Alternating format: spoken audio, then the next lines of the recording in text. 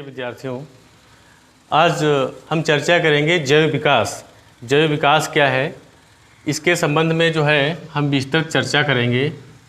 ये टॉपिक जो है हमारा 12th बायोलॉजी और 12th एजी वर्ग के जो स्टूडेंट्स हैं दोनों के लिए बहुत ही उपयोगी है।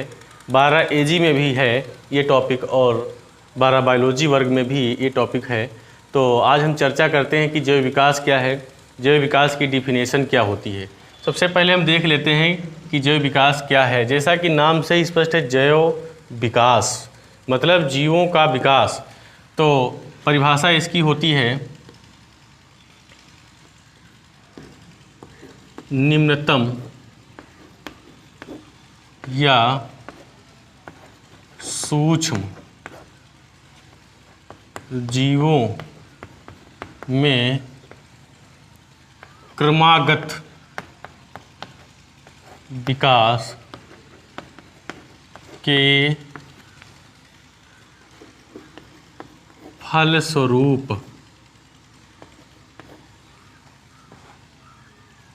विकास के फलस्वरूप उच्च वर्ग के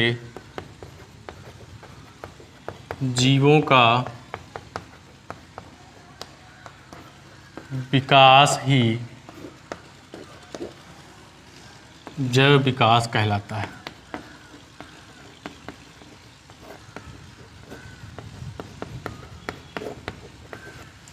निम्नतम या सूक्ष्म जीवों कह सकते हैं। निम्नतम या सूक्ष्म जीवों में क्रमागत विकास के फलस्वरूप उच्च वर्ग के जीवों का विकास ही जैव विकास कहलाता है। जैव विकास के संबंध में जो सिद्धांत हैं वो 3 सिद्धांत दिए गए हैं। तो जैव विकास के जो सिद्धांत हैं वो हम देख लेते हैं कौन कौन से 3 सिद्धांत हैं। जैव विकास के 3 सिद्धांत कौन कौन से हैं। फर्स्ट है हमारा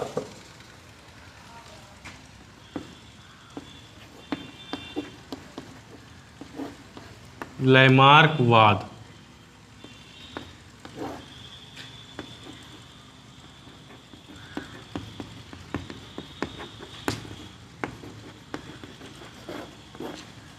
लैमार्किज्म थ्योरी के नाम से भी जानते हैं। अगर पूछ लिया जाए कि जैव विकास के कितने टोटल सिद्धांत हैं तो मोस्टली 3 सिद्धांत हैं, जिसमें से अगर ये पूछा जाए कि सबसे प्राचीनतम सिद्धांत कौन है तो जैव विकास का जो सबसे प्राचीनतम सिद्धांत है वो हमारा लैमार्कवाद है।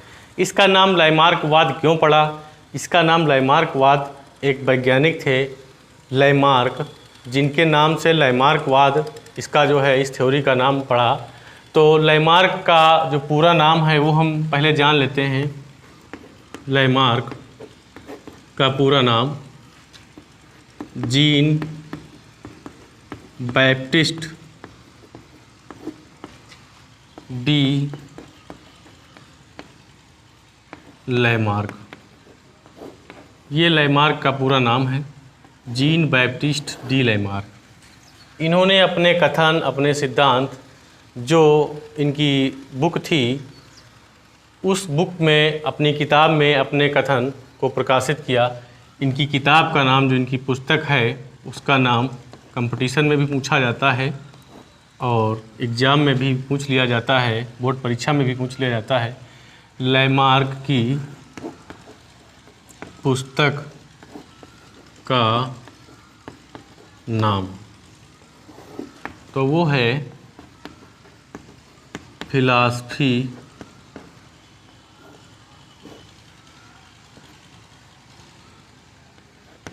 जूलॉजिक।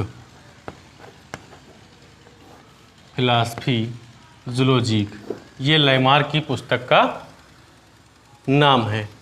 अब हम देखते हैं कि जो लैमार्क हैं, लैमार्क के कौन कौन से तथ्य हैं जो जैव विकास को परिभाषित करते हैं और जैव विकास के संबंध में पूरी जानकारी उपलब्ध कराते हैं। तो हम देखते हैं सबसे पहले कि लैमार्क ने जो तथ्य दिए हैं जैव विकास के संबंध में वो कितने तथ्य दिए हैं और प्रत्येक तथ्य का क्या मतलब है।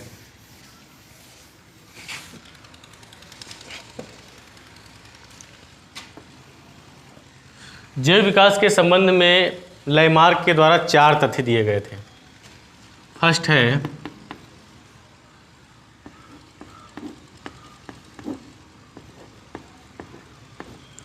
वातावरण का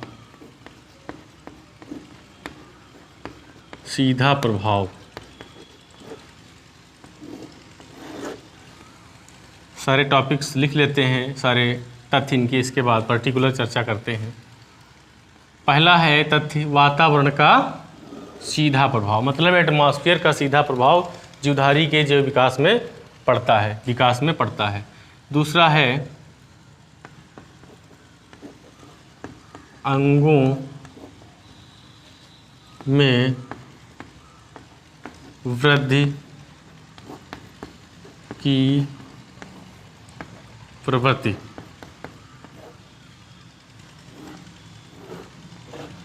ये दूसरा तथ्य है, अंगों में वृद्धि की प्रवृत्ति। और थर्ड इनका है तथ्य, अंगों का कम व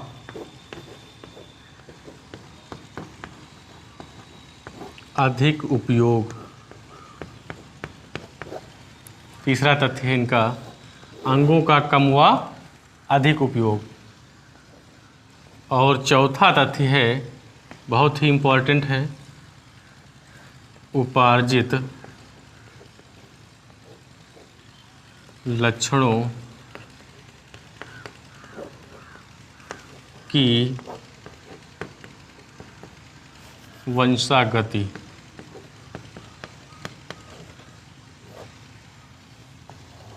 इस प्रकार से लामार्क ने जैव विकास के संबंध में अपने 4 तथ्य दिए हैं। सबसे पहला, वातावरण का सीधा प्रभाव, अंगों में वृद्धि की प्रवृत्ति। तीसरा है अंगों का कम व अधिक उपयोग। चौथा है उपार्जित लक्षणों की वंशागति। अब हम पर्टिकुलर एक एक तथ्य पर विस्तृत चर्चा कर लेते हैं। सबसे पहले हम देखते हैं कि इनका जो ये तथ्य है, इससे इसका क्या अभिप्राय है और जैव विकास में इसका क्या संबंध होता है। तो फर्स्ट है हमारा वातावरण का सीधा प्रभाव। एटमॉस्फेयर का लामार्क ने बताया कि जितने भी जीवधारी होते हैं उनके विकास में, उनके शारीरिक विकास में वातावरण का सीधा प्रभाव पड़ता है। तो वातावरण का सीधा प्रभाव का मतलब ये है कि जैसे मान लीजिए यहाँ पर कोई जीवधारी रह रहा है और उसका एटमॉस्फेयर चेंज कर दिया जाए, यहाँ से उसको जो है किसी ठंडे प्रदेश में ले जाया जाए, तो उसकी जो शारीरिक एनाटॉमी होती है, जो शारीरिक आकारिकी होती है, उसमें कुछ ना कुछ बदलाव आएगा। उसकी त्वचा का रंग बदल सकता है, उसकी हाइट में कुछ प्रभाव हो सकता है, चेंजिंग हो सकती है। इस प्रकार से इन्होंने वातावरणीय कारकों को जैव विकास, जीवों के विकास, उनके शारीरिक विकास के लिए बहुत ही महत्वपूर्ण माना है। दूसरा इन्होंने बताया अंगों में वृद्धि की प्रवृत्ति। ये जो इनका कथन है, इसके माध्यम से हम ये जानेंगे, इन्होंने कहा कि जो अंग होते हैं हमारे शरीर में, जितने भी अंग होते हैं बॉडीज में, जंतुओं की शरीर में जितने भी अंग होते हैं, अकॉर्डिंग टू लामार्किज्म इन्होंने बताया कि हमारे शरीर के जो भी अंग हैं, जैसे मान लीजिए हमारे 2 हाथ हैं, एक हाथ में 5 उंगली हैं, दूसरे हाथ में 5 उंगली हैं, तो इन्होंने कहा कि अंगों में वृद्धि की प्रवृत्ति, जीवधारियों के जो अंग होते हैं उनमें वृद्धि सामान्य रूप से होती है। इनके अनुसार इन्होंने कहा कि जैसे मान लीजिए कि हमारा एक हाथ है, एक हाथ जितना बड़ा है उतने बड़ा दूसरा हाथ होता है, एक कान जितना बड़ा है उतने बड़ा दूसरा कान होता है, एक आँख जितनी बड़ी है उतनी बड़ी दूसरी आँख होती है। ये नहीं होता कि एक कान इतना बड़ा हो दूसरा कान इतना बड़ा हो, ये नहीं होता। अंगों में वृद्धि समान रूप से होती है और वृद्धि की जो प्रवृत्ति होती है, जो ग्रोथ टेंडेंसी होती है, वो ऑर्गन्स में पाई जाती है। अगला इनका जो तथ्य है उसके माध्यम से हम क्या जानेंगे, इनका अगला तथ्य कह रहा है अंगों का कम व अधिक उपयोग। बहुत ही इम्पोर्टेंट तथ्य है। लामार्क ने कहा कि अगर कोई अंग है जिसका उपयोग हम कम करें तो वो धीरे धीरे अल्प विकसित होता जाता है, कमज़ोर होता जाता है, और एक समय ऐसा आता है जो एक अवशेषी अंग के रूप में मात्र रह जाता है। और अगर अधिक उपयोग करें, जिस अंग का हम अधिक उपयोग करेंगे वो जो है अधिक मजबूत, सशक्त हो जाता है और अधिक विकसित हो जाता है। जैसे हम अगर आप बात करें, एग्जाम्पल देख लें अपने पास, हम जिस हाथ का यूज़ ज़्यादा करते हैं, जैसे हम दाहिने हाथ का यूज़ ज़्यादा करते हैं, तो हमको लगता है, खुद फील होता है कि इस हाथ से हम कुछ बाएं हाथ की तुलना में ज़्यादा वज़न उठा सकते हैं। अगर हम बायां हाथ यूज करते हैं ज़्यादा, तो हमको खुद फील होता है कि हम जो है बाएं हाथ से दाएं हाथ की तुलना में ज़्यादा वज़न या ज़्यादा वर्क कर सकते हैं। तो ये होता है अधिक उपयोग के कारण। जैसे हम अगर पंजे की बात करें, तो अगर हम मुट्ठी बंद करें तो मुट्ठी बंद करने पर हमारी जो उंगलियां होती हैं, सबसे ज़्यादा ताकत अगर हमको मुट्ठी खोलनी हो तो इस वाली उंगली में लगेगी, और इससे कम ताकत जो है, सबसे कम ताकत हमारी सबसे छोटी उंगली में लगेगी, क्योंकि इसका यूज कम होता है और इसका यूज ज़्यादा होता है। इसलिए जो है ये ज़्यादा सशक्त और ज़्यादा मजबूत हो जाती है। तो इस तथ्य के माध्यम से हमने देखा कि हमारी बॉडी में जितने भी अंग होते हैं वो जिस तरीके से यूज में आते हैं उसी तरीके से वो अपना विकास करते हैं। नेक्स्ट है हमारा इनका टॉपिक उपार्जित लक्षणों की वंशागति। बहुत ही इम्पॉर्टेंट टॉपिक है। अधिकांश परीक्षाओं में यही पूछा जाता है कि लैमार्कवाद के जो उपार्जित लक्षणों की वंशागति तथ्य है, इससे क्या अभिप्राय है और इसकी व्याख्या कीजिए। तो ये क्वेश्चंस जो है आमतौर से परीक्षाओं में पूछा जाता है। तो हम इसको देख लेते हैं और इस पर विस्तृत चर्चा कर लेते हैं। यहाँ पर लिखा है उपार्जित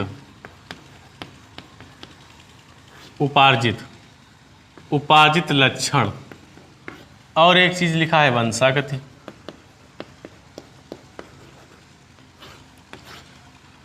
उपार्जित लक्षण पहले हम जानेंगे होते क्या हैं। लक्षण दो प्रकार के होते हैं, एक उपार्जित और दूसरे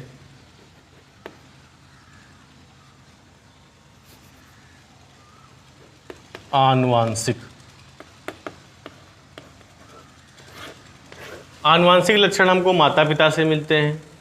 उपार्जित लक्षण हम जन्म के बाद समाज से सीखते हैं, या ये हम कह सकते हैं कि जन्म के बाद जो लक्षण हम गेन करते हैं, जो लक्षण विकसित होते हैं, वो जो है समाज से सीखे गए जो लक्षण होते हैं वो उपार्जित लक्षण कहे जाते हैं, बाद में अर्जित किए जाने वाले लक्षण।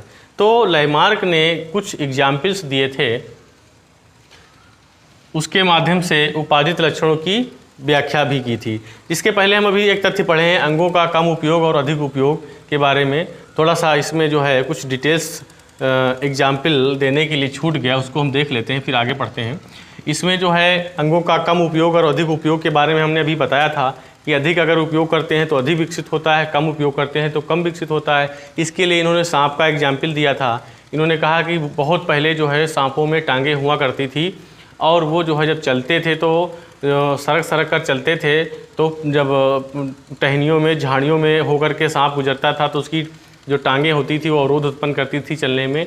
तो सांप ने क्या किया, जो है टांगों का इस्तेमाल कम करके सरक सरक करके चलने लगा। धीरे धीरे एक समय ऐसा आया कि सर्पों में टांगें विलुप्त हो गई और आज भी टांगें नहीं होती हैं। अगले स्टेप पे हम पहुंचते हैं अब, उपार्जित लक्षणों की वंशागति। इन्होंने एक बहुत ही बढ़िया एग्जाम्पल दिया है जिराफ का। तो जिराफ के एग्जाम्पल में इन्होंने कैसे इसको जो है सर्टिफाई किया, उपार्जित लक्षणों की वंशागति चलती है। लैमार्क ने कहा, इन्होंने कहा कि उपार्जित लक्षणों की वंशागति चलती है। कहने का मतलब यह है कि अगर कोई जीवधारी बाद में लक्षण अर्जित करता है तो उसकी वंशागत चलने लगती है। तो ऐसा इन्होंने जिराफ का एग्जाम्पल दे करके इन्होंने अपने कथन की पुष्टि की है।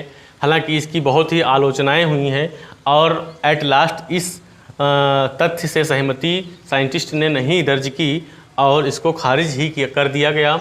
जिराफ का एग्जाम्पल दे करके इन्होंने बताया कि जो जिराफ होता है, इन्होंने देखा कि अफ्रीका में अचानक एक ऐसा परिवर्तन हुआ एटमॉस्फेयर में परिवर्तन हो जाने से जो वहाँ की वनस्पति थी चरने योग्य, जो जिराफ चरते थे, वो धीरे धीरे समाप्त होने लगी। तो इन्होंने देखा कि जो जिराफ थे वो जो छोटी वनस्पति थी, तो छोटे वाले जिराफ तो आराम से खा सकते थे, लेकिन जब नीचे की वनस्पति ही समाप्त हो गई तो जो बड़ी वनस्पति थी उसको खाने के लिए जो छोटे जिराफ थे उनको समस्या होने लगी। तो जो छोटे वाले जिराफ थे वो बड़ी वाली वनस्पति को खाने के लिए कुछ जो है उचकने का प्रयास करते थे, छलांग लगाते थे ऊंचे, और उचक करके ऊंचे की वनस्पति को खाना स्टार्ट कर दिए। तो जब इन्होंने देखा कि जो जिराफ थे उचक करके खाने लगे जब वनस्पति को, तो उनकी गर्दन में और अगली टांगों में खिंचाव उत्पन्न हुआ, जिससे उनकी मांसपेशियों में अधिक विकास हुआ। क्यों? क्योंकि यहाँ पर जो जिराफ थे वो अगले पैरों का और गर्दन का यूज ज़्यादा कर रहे थे, इसलिए इनकी मांसपेशियों में अधिक विकास हो गया। इससे पहले वाला तथ्य जो बता रहा था कि अधिक उपयोग के कारण।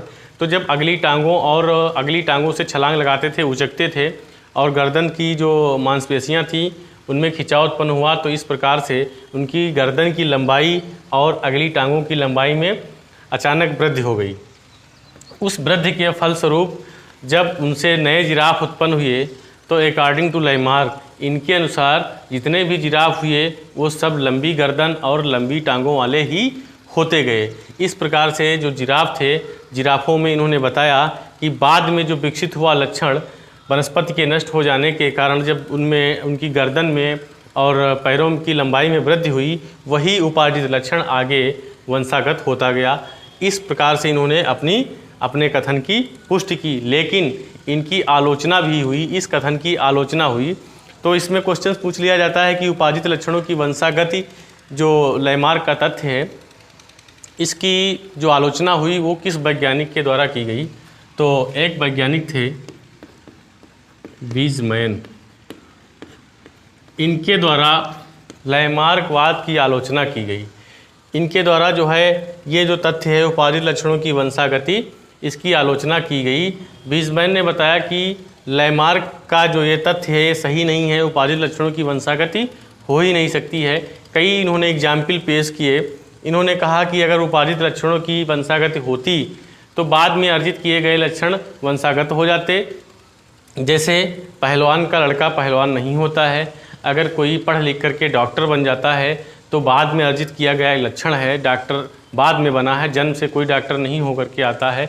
लेकिन ये ज़रूरी नहीं है कि डॉक्टर के सभी बच्चे डॉक्टर हो जाएं, इंजीनियर के सभी बच्चे इंजीनियर हो जाएं। अगर ऐसा होता, इनका कथन अगर चलता, तो डॉक्टर के बच्चे डॉक्टर होते, टीचर के बच्चे टीचर होते, और पहलवान के बच्चे पहलवान हो जाते।